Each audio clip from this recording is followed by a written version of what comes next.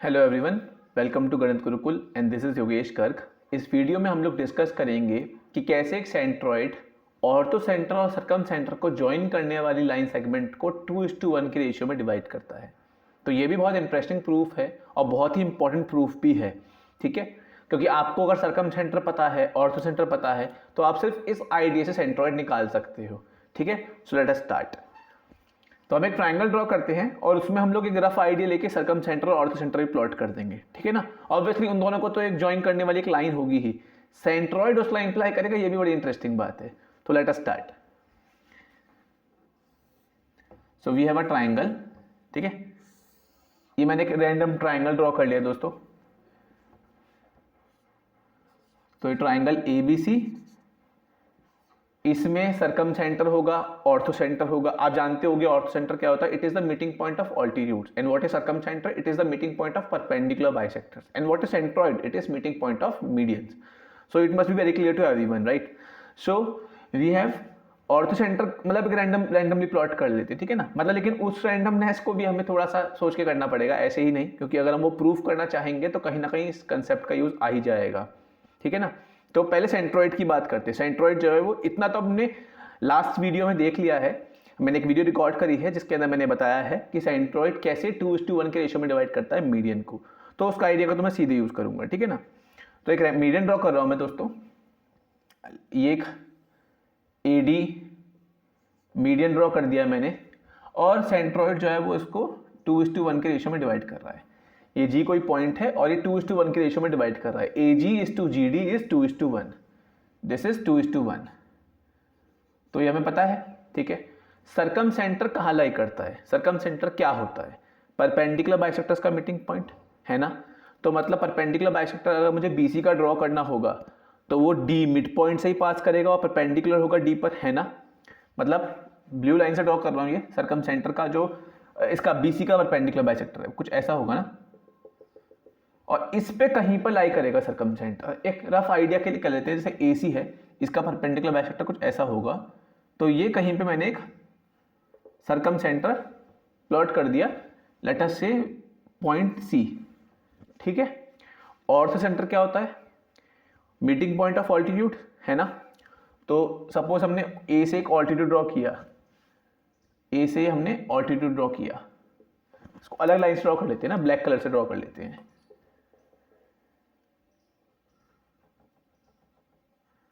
तो इस पर कहीं पर ऑर्थो सेंटर लाई करेगा, है ना। ऑर्थो सेंटर क्या होता है, मीटिंग पॉइंट ऑफ ऑल्टीट्यूड्स। तो ये मैंने B से अगर ऑल्टीट्यूड ड्रॉ किया या C से ड्रॉ किया AB पर, तो कुछ वो ऐसा कहीं पे जाके मीट करेगा। तब आप थोड़ा अगर रफली ढंग से प्लॉट करोगे तो वो ज़्यादा सही रहेगा। तो कहीं पे अपना O पॉइंट भी आ गया। ये ऑर्थो सेंटर है, ये सेंट्रॉइड है, and this is circum centre, ठीक है। Ortho centre, centroid and circum centre. अब आप एक चीज़ बड़ी इंटरेस्टिंग नोटिस करो। अगर हम लोग एक चीज़ ये ऑब्जर्व करें, ट्राइंगल AOG, अगर हम ट्राइंगल AOG को, ये ट्राइंगल की बात कर रहा हूं मैं, ट्राइंगल AOG को और ट्राइंगल GCD को, इन दोनों के अंदर हम कुछ बात कर लें ऐसी। अपने पास ये है दोस्तों कि AG और GD का रेशियो 2:1 है। अगर हम किसी तरीके से OG और GC का रेशियो भी 2:1 प्रूफ कर दे तो अपना काम हो जाएगा। ऑल्सो एक बात ये भी ध्यान रखना कि यहाँ पर क्या होगा, ये आपका OC जो है एक स्ट्रेट लाइन है, मतलब OGC आपका orthocentre, centroid and circumcentre, it lies on a straight line. This we can prove in another video. मैं आपको एक रफ आइडिया देके बता दूंगा कि ऐसा क्यों होता है, बट लेकिन यहाँ पर एक चीज़ है कि तीनों एक स्ट्रेट लाइन में लाई करेंगे, फाइन।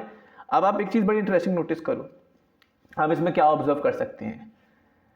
हम इसमें ये ऑब्जर्व कर सकते हैं कि आपका जो ये एंगल है, एंगल OAG, ये वाला एंगल कौन सा, OAG, एंड एंगल GDC, ये वाला एंगल, दे आर इक्वल हैं दोनों। कैसे, क्यों भाई, देखो ये दोनों लाइन पैरेलल हैं, AD एक स्ट्रेट लाइन है, it act as a transversal. So this angle and this angle must be equal by alternate interior angle. देखो भाई, दोनों पैरेलल लाइन है और वो ट्रांसवर्सल है, तो ये दोनों इक्वल हो जाएंगे ऑल्टरनेट इंटीरियर के लॉजिक से, फाइन, ओके।